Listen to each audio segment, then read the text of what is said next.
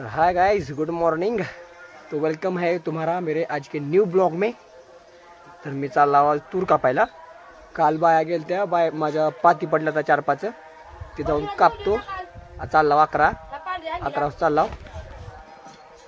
गाडीवर सगळं घातला, सामान ठेवला, बुट लिहून चालला, हात घेतला, ते घेतला पप्पा शर्ट मध्ये जा नको मध्ये।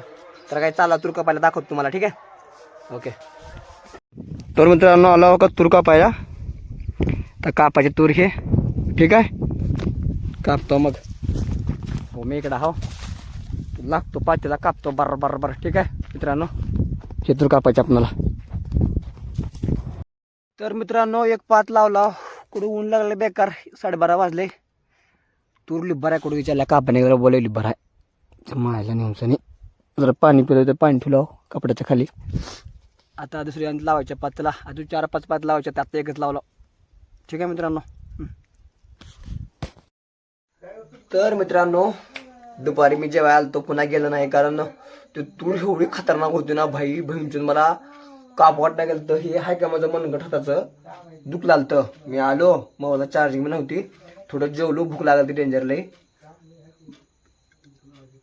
जेवल्यावर पडला मस्तपैकी, ते 5-6ला उठला। त्याच्यामुळं ब्लॉग आता घ्यायला लागले ब्लॉग, बरं का मग गाईज, ओके।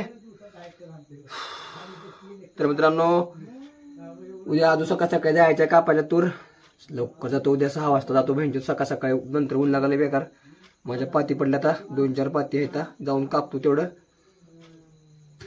तर गाईज जेवण करतो आता, 7 वाजल्यात, 7:30-8 वाजल्या, आता झोपतो मस्तपैकी, सकाळी उठतो। तर गाईज नवीन असेल तर मला सपोर्ट करा, माझ्या चॅनलवर नवीन सपोर्ट करा, शेअर करा, कमेंट करा, भेंचक तुम्हाला जे करायचं ते करा, काही विषय नाही, फक्त भावाला सपोर्ट करा।